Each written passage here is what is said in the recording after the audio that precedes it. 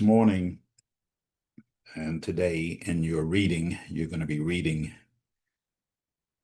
out of the book of Ecclesiastes. And you're going to discover that there is a phrase, depending on what translation you read from. I read from the NIV, but there is a phrase that will be used repetitiously. It's chasing after the wind. The King James Version does not say that. It says vexation of spirit. The New King James will say grasping for the wind.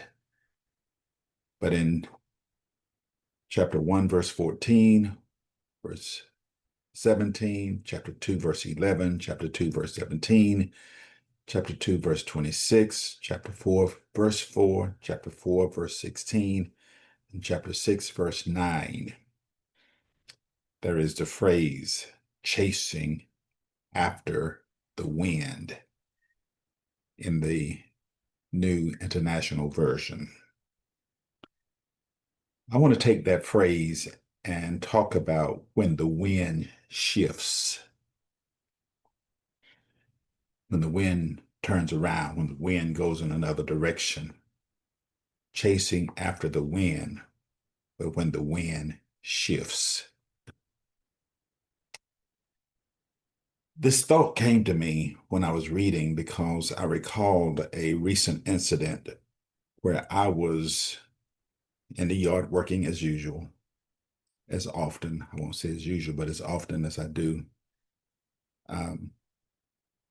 But when I was working, I had my blower and I was trying to clear some debris from my driveway where I had trimmed some hedges and the debris got in the driveway and I was trying to clear it out of the driveway. So I had my blower blowing the debris. But as I was blowing, there was a strong wind that came. And the wind was blowing toward me rather than blowing in the direction that my blower was going. And so every time I blew the debris in the direction I was trying to get it to go, the wind pushed it right back toward me. No matter how I tried, the debris would not go where I wanted it to go because the wind, God's wind, was stronger than the wind in my hand. So this is what hit me this morning. This is what Solomon is saying, chasing after the wind. Because there are times in life when we're doing our very best to move forward, to get things cleared up, get our life together, remove the debris. But it seems like life keeps pushing everything back at us. We're working hard, trying to get things done, but there's a force that keeps coming against us. Our efforts are real, our intentions are good, but the wind is stronger. And it feels like everything is in vain, like we're chasing the wind, we're getting nowhere, nothing is being accomplished. So Solomon uses that phrase, chasing the wind, at least 8 times in Ecclesiastes. He had wisdom, he had wealth, he had women, he had power, but he still found himself very empty. He wasn't saying that life is meaningless, but he was saying that life apart from God's purpose feels meaningless. It's like chasing the wind. We see it moving, we feel it moving, but we can't catch it and control it. We can't get it to go in the direction we're trying to get it to go. Ask your question, have you ever chased after success? Have you ever chased after validation? Have you ever chased after approval? even spiritually. And after while you're chasing, you come up with nothing. Have you ever tried to force outcomes? As I was trying to force those leaves to go, that debris to go in a certain direction, I was trying to force it,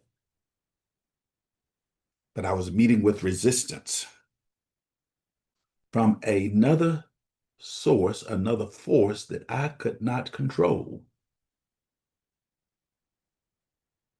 And that's what life becomes when we rely solely on our own strength, chasing the wind and getting nowhere.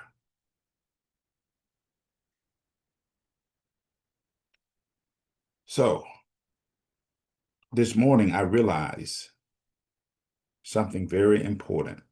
And I did hear this in my spirit, and I want to say it to you today. That the harder I worked, the more the wind pushed back. The harder I tried, the more the wind pushed in another direction.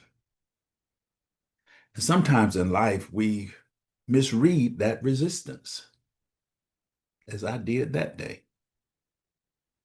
We assume it means we're doing something wrong. But it may be that God is trying to tell us, stop chasing, stop using so much of your own effort, and trust the shift that I am doing. The wind that was coming against me was not really against me. It was really helpful, but I had to turn and let the wind that was natural wind do the work rather than me trying to do it on my own.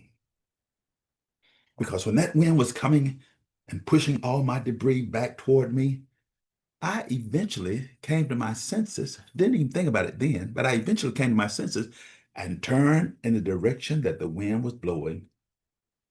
I kept my blower, but instead of me working against the natural wind, I worked with the natural wind, and things got a whole lot easier. Now, that's why the Bible tells us seek first the kingdom, and all things will be added.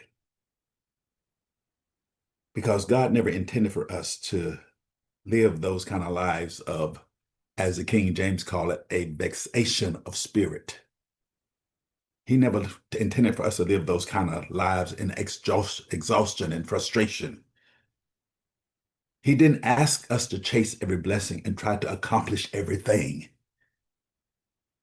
He said, seek first the kingdom, and all these things will be added. There's even a place in Psalms where David says, surely goodness and mercy shall follow me. That Hebrew word follow means to pursue or to chase down. Goodness is supposed to follow me. Goodness is at my back. It pushes me. It's not necessarily in front of me. It follows me. There's even a passage that says signs and wonders do follow them who believe. And I think that we are chasing signs and wonders when signs and wonders should follow us. This is good today. It should follow us. God's plan was never for us to wear ourselves out chasing the wind. His plan is that his wind would chase us. So there's a wind shift. The wind is shifted. And when the wind shifts, we need to go in the direction of the wind.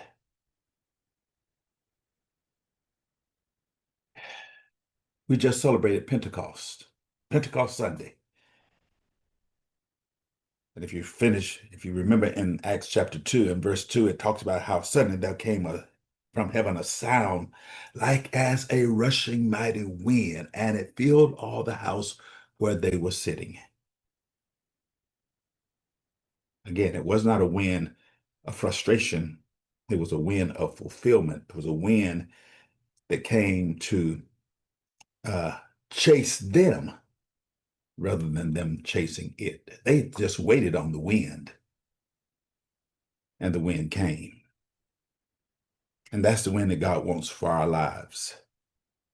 He wants a wind that carries us into his presence, a wind that carries us to his power, a wind that carries us to his provisions, not a wind that we chase, but a wind that finds us. Not a wind we resist, but a wind that we receive. Jonathan Kilgore just released uh, a tribute to his wife, and it's called God's Goodness. And that song is saying that says, your goodness is running after me. Your goodness is running after me. And I came to say to you this morning, there's being a shift in the wind, that what you've been chasing will now chase you. What you've been seeking after will now find you. What you've been praying for will now be received. There's a wind shift. The wind that was blowing against me was actually a wind trying to help me. And I spent too much time with the blower, trying to clear things on my own. And many of you today, you've chased peace, you've chased clarity, you've chased answers. But now the wind has shifted. Let goodness chase you. Let mercy chase you. And let grace blow in your direction. There's a wind shift.